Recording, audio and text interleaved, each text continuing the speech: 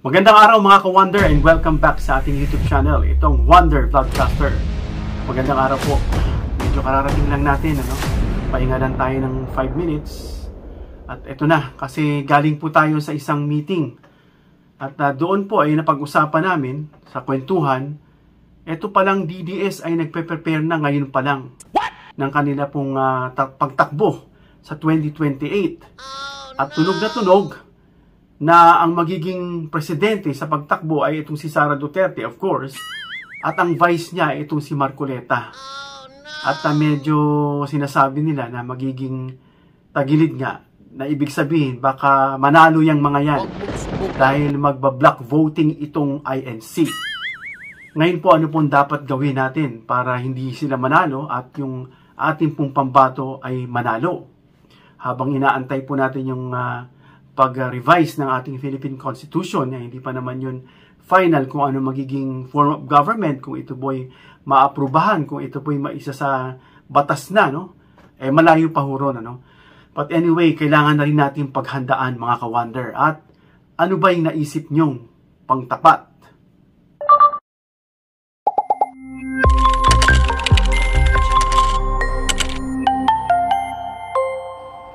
Wonder Vlogcaster. Yun nga mga ka-Wonder, magandang araw sa inyo muli. Sa amin na pag-usapan kanina, medyo kami po ay napag-iisip. Dahil sabi nila, itong tambalang Duterte at Marcoleta ay malakas daw. Lalo na itong si Marcoleta, Iglesia ni Cristo. At yan ay susuportahan itong block voting ng mga INC. Yan sila magboto block voting sila Well, nung nanalo siya ng senador, inaakala natin na hindi siya mananalo. Pero nanalo, ibig sabihin malakas. Pero kasi Senate naman yun 24 naman ang senador. So 12 naman ang bobotohin lang every election. So kaya papasok siya dahil 12 yun Pero iba po ang labanan pagdating sa presidente at saka vice. Iba po yung level ng labanan dyan. Dahil isa lang ang vice-presidente at isa lang ang presidente. Hindi kagaya ng senador na 12 ang pinaglalabanan. Well, naisip natin kung magba-block voting itong Iglesia ni Cristo, baka manalo itong mga ito. What? Since block voting itong mga relihiyon na ito. Siyempre, dadagdag dyan yung JIL, na nakakausapin din nila yan. Oh, no! At of course, itong KOJC pa. So mga ka-Wonder, di nyo ba naisip na kung ano yung dapat natin gawin para tayo ay manalo? Meron po tayong nabasa rito na isa itong magandang senyales na alam natin na ang Duterte daw ay malakas sa Mindanao. Pero dito po meron tayong nakita na parang kasulatan, agreement ba ito or covenant? Basahin po muna natin para maintindihan natin. Sabi dito, public statement of support. Maganda po ito. Dahil ito po ay from the BARM, Chief Minister and Provincial Governors. Doon po yan sa Mindanao mga ka-Wonder. Sabi, the leadership of the Bangsamoro Autonomous Region in Muslim Mindanao, or BARM, stands firmly behind President Ferdinand Bongbong R. Marcos Jr. Kompleto pa. Parang nga siyang parang pact, parang pledge, parang ganun siya, As he confronts one of the country's most persistent challenges in corruption. In recent months, the President has shown a level of clarity and decisiveness that deserves recognition. He created an independent commission for infrastructure. Ito yung ICI. Nasabi nga ng iba, ba't pa siya nag-create niya? Wala naman daw kwenta. Tingnan nyo nga yung resulta ngayon. May na-sequester na, may na-aresto na, may makukulong na. To ensure that investigations into anomalous projects are no longer influenced by politics. He moved to freeze the assets of those implicated in fraudulent flood control schemes, emphasizing that accountability is not negotiable. He directed government agencies to recover every peso stolen from the people. He canceled all flood control allocations for 2026 to prevent further abuse.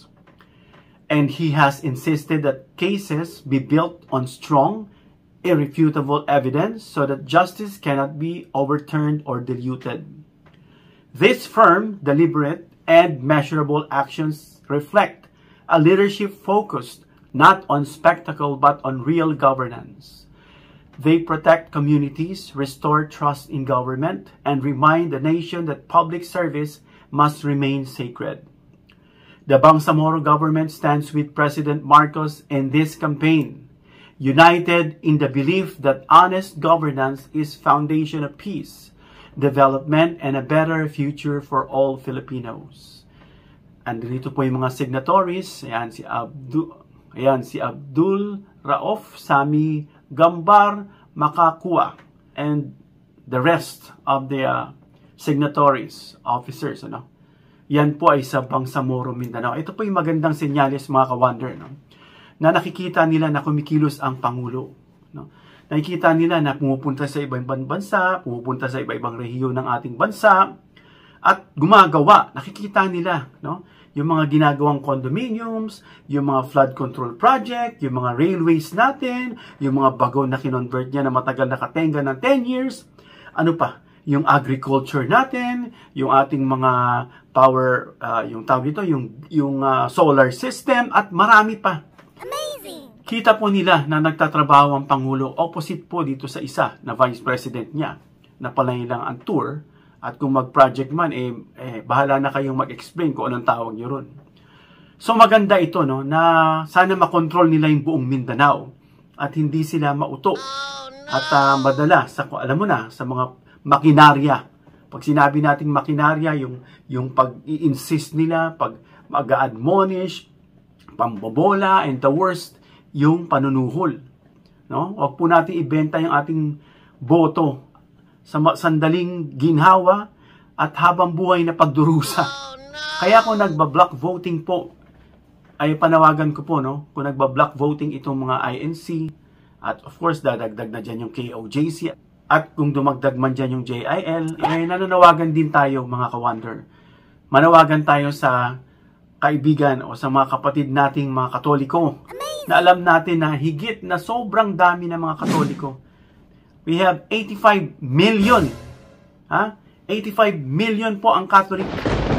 Plus yung mga evangelicals, yung mga Christian group, Pentecostal, Baptist, Methodist, yung mga yan.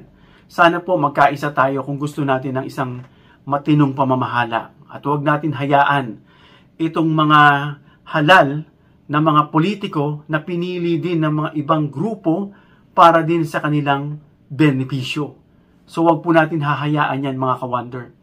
Kailangan manawagan tayo sa ating mga kapatid na Katoliko, mga Protestants, mga Evangelicals, na magkaisa rin tayo. Paano tayo giginhawa? Paano babangon ng bansa kung wala po tayong pakialam at ilarasyon natin? Hindi tayo nakikialam sa politiko. Mali po yan.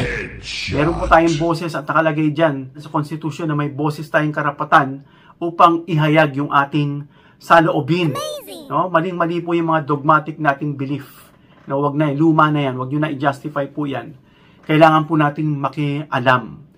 Hindi ko sinasabing makirally ka doon, makigulo ka. May boses ka, may tinig ka, at may power to vote ka, at mag-encourage. Yun po ang sinasabi natin dito.